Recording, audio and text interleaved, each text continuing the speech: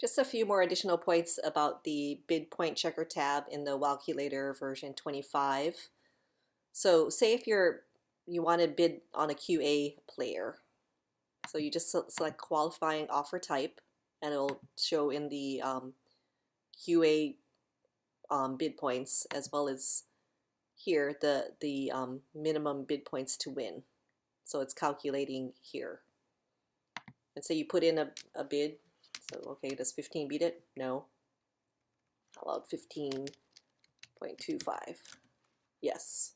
So your bid points here are 45,750, which is beating that. And you post this bid. Now from this point going forward, it's going to be considered an all other free agency. So you select that, and the next bid is going to be the bid points to be is going to be 45,750, right? So you copy that from the thread and paste it here in the current prevailing bid here.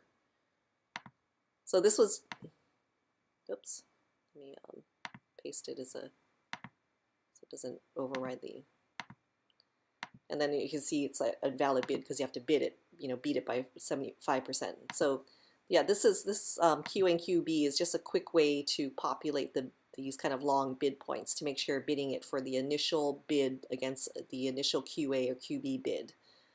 Thereafter, use the all other free agency selection because you're just going to beat this bid point if the multiple people are bidding on that QA or QB person. These bid points are going to keep on going up. So I just wanted to point that out. It's just a quick way to populate these values at the very the first bidding against on a QA QB player. And also on the initial, if you're posting a QA or QA bid amount for the initial posting, if you're opening up a player, there's a drop down here where you can select either a QA or QB bid amount, so you don't have to type it in. So I wanted to point that out. This QA and QB part is just a quick way to populate the numbers for that initial bid against that type of player. But after that, it's all other free agency player, and you're going to be trying to beat the current prevailing bid because this is going to be constantly increasing. Hopefully, if that player is getting bid on.